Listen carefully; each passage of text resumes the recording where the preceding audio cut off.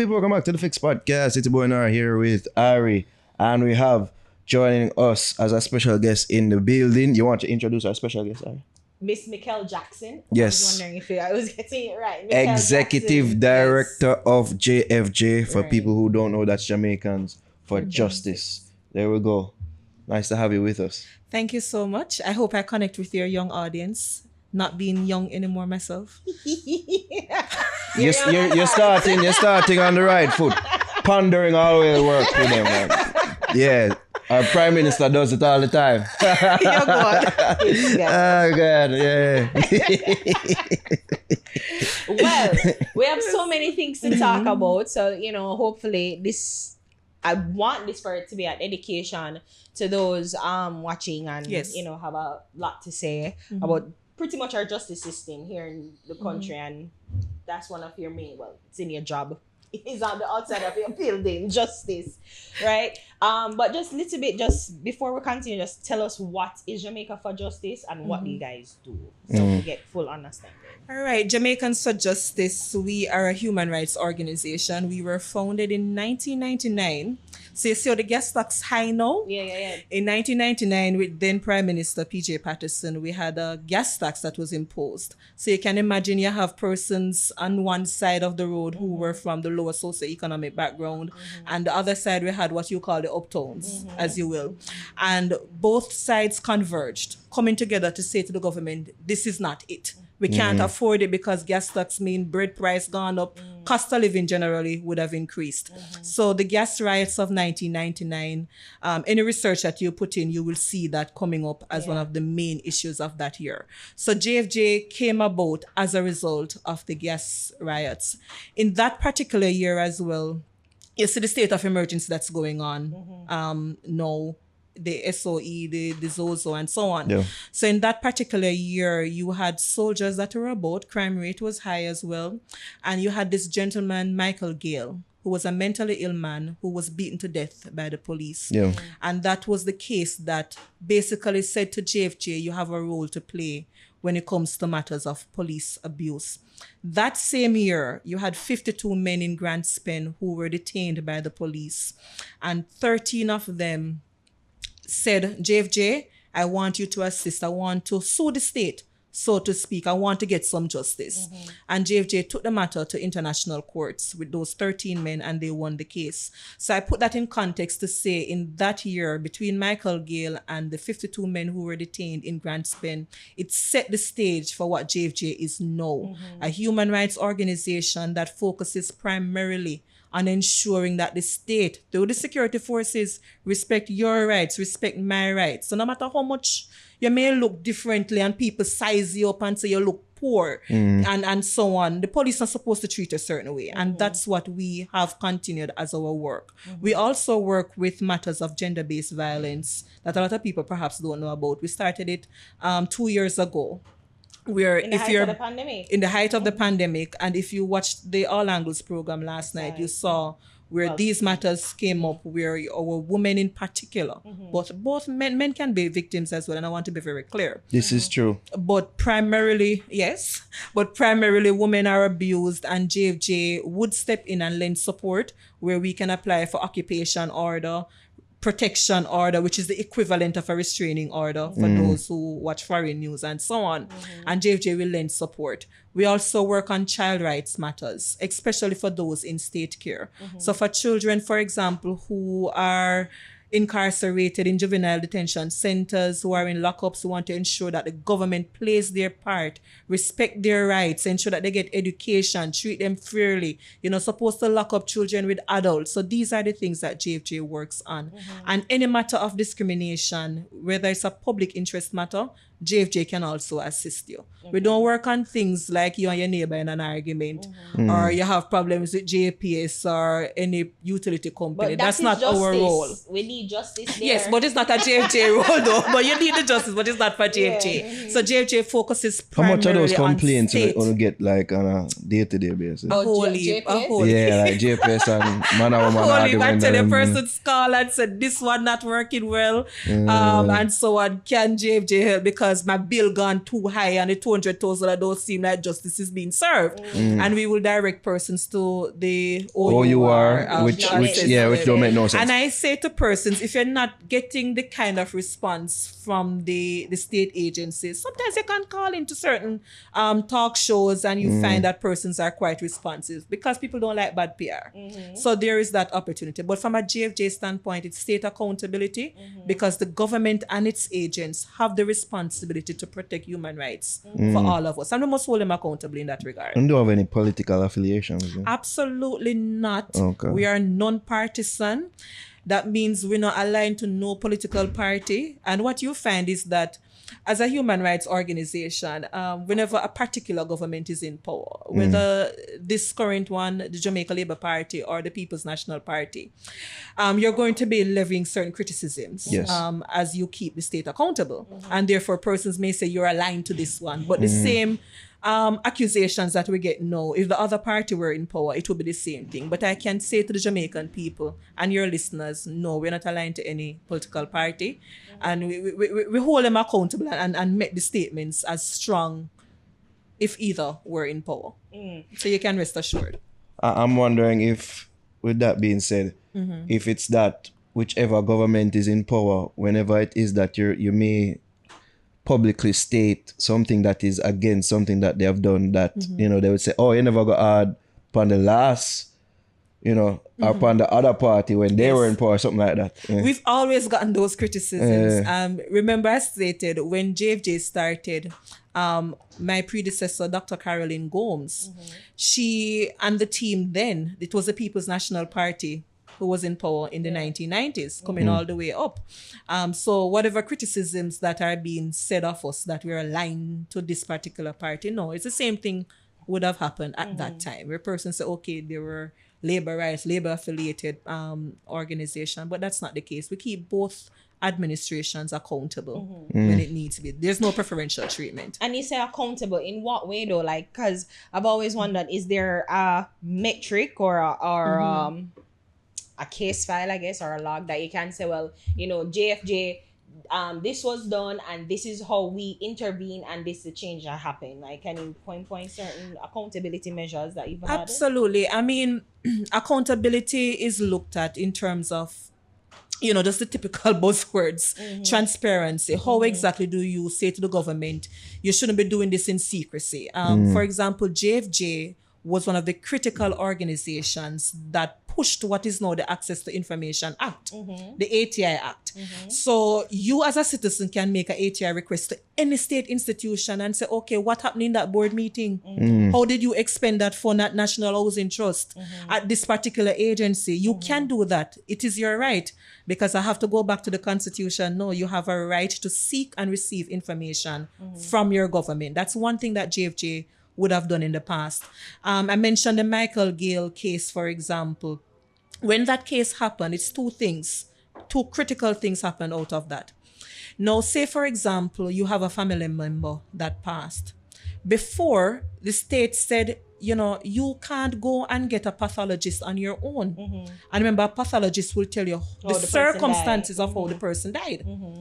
And how do you hold the government accountable if a family member, for example, was allegedly killed by a state agent, say the police, right? So you need an independent pathologist. It was JFJ's advocacy that led to that being established in Jamaica. We have the big bad Indicom that hold the government to account, for example, specifically the security forces. It was JFJ's advocacy and the Mickel Gale matter when we took them to the international courts that led to the establishment of Indicom in 2010. Right, because I was wondering how you guys work together with, because Indicom mainly keeps the police accountable. Absolutely, yes. But the security forces generally. The security forces, and JFJ really just advocates for the public. Yes, Okay. And we advocate within the context of trying to ensure that the institutions of the government are strong enough that you have some accountability system within the government agency. Because remember, Indicom is a state agent. Right. But we want to ensure that you have an independent state agent from the JCF, from the JDF, that would be investigating any instances of allegations of security force abuse. Yeah. And dare I say, as a result of Indicom, as a result of JFJ's own advocacy, we're seeing where the instances of police killings and abuse, they have decreased over the years significantly. So we see a rising trend in recent times, but generally there would have been significant decrease over the years. So let's just go there because you know, the matter of Noel Maitland, he has come up in the news, and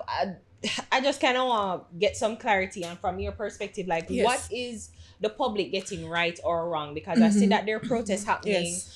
You know, I see that the police are also trying to do their own job, and they're trying to do the best they can. So is like, what are we getting wrong about the whole Noel Maitland situation, and how is JFJ advocating for? Are you advocating for the deceased or for Noel?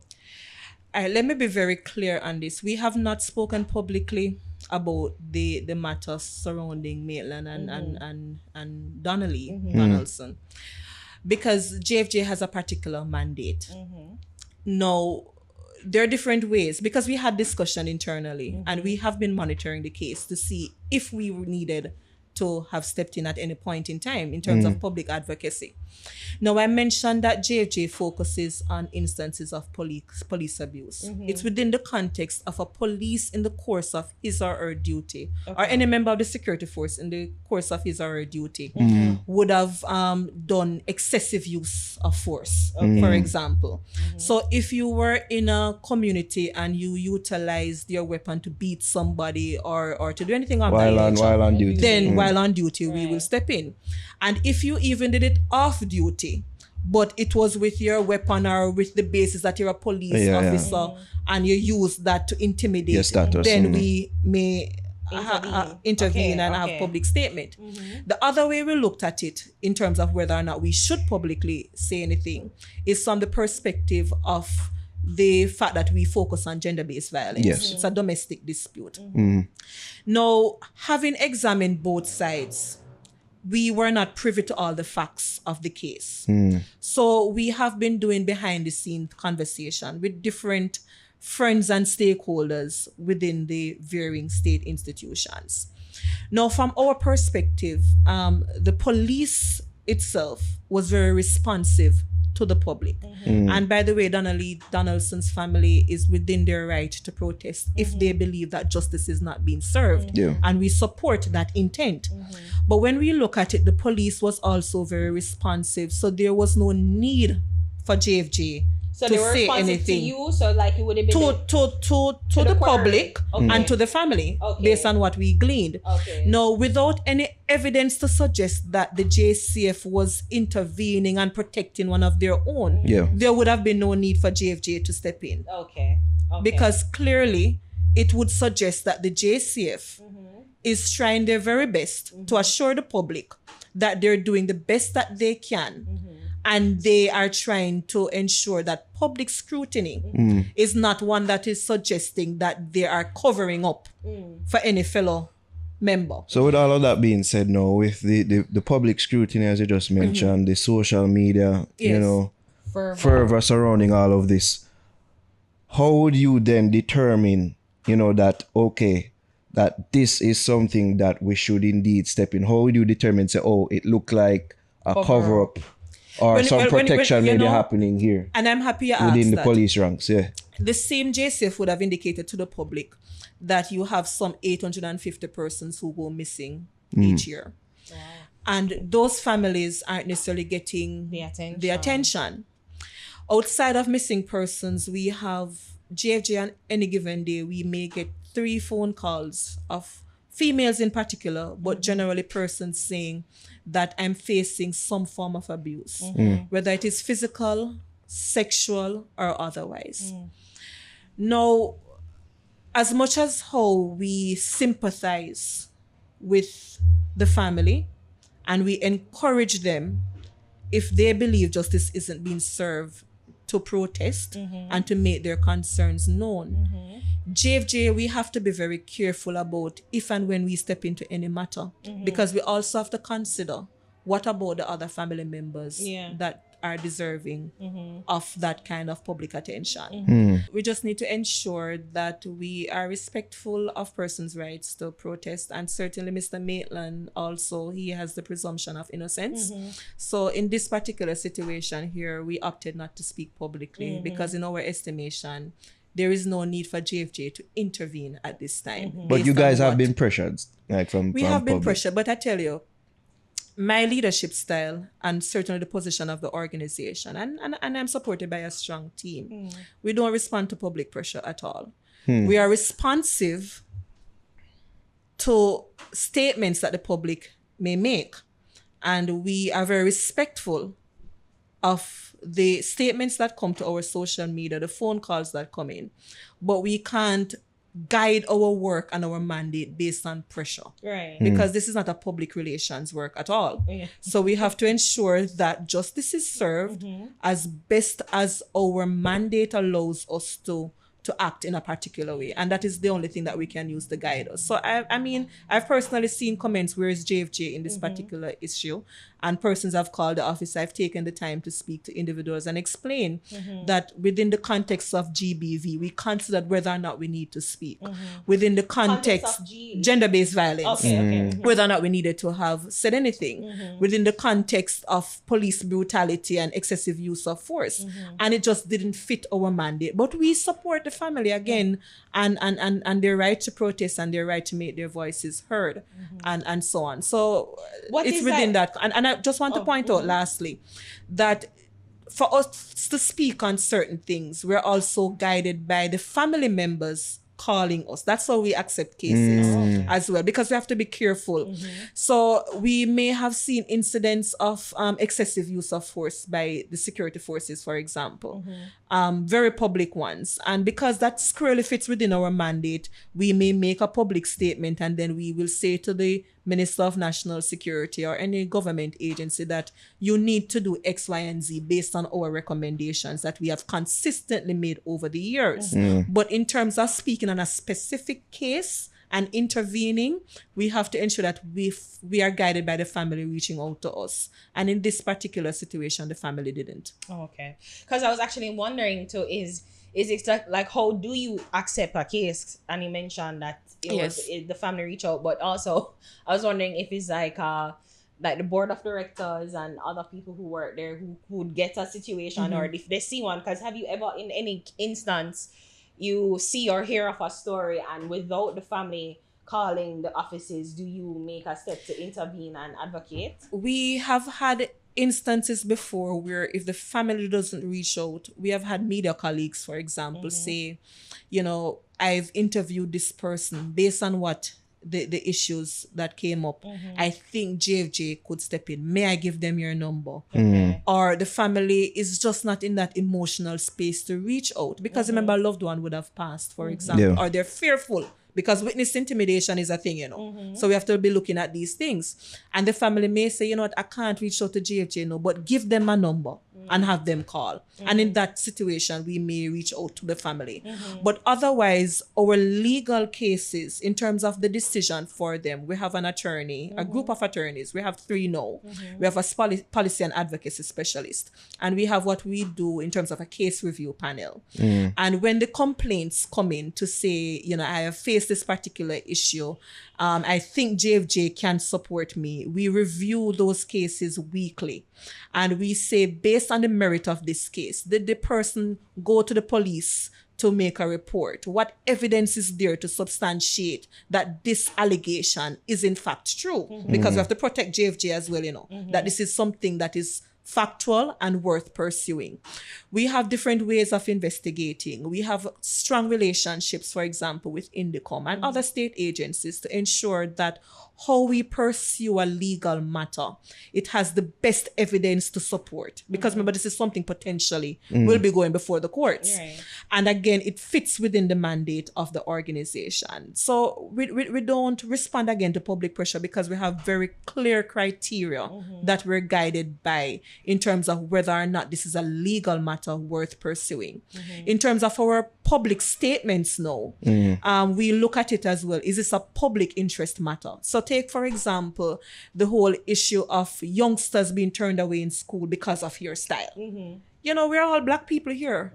How can they be turning away a youngster from school because their hair is perhaps inch Dreadlocks higher or dreadlock? That, Afro. in our estimation, is discrimination. So therefore, we may make a public statement because it's what we call a public interest matter.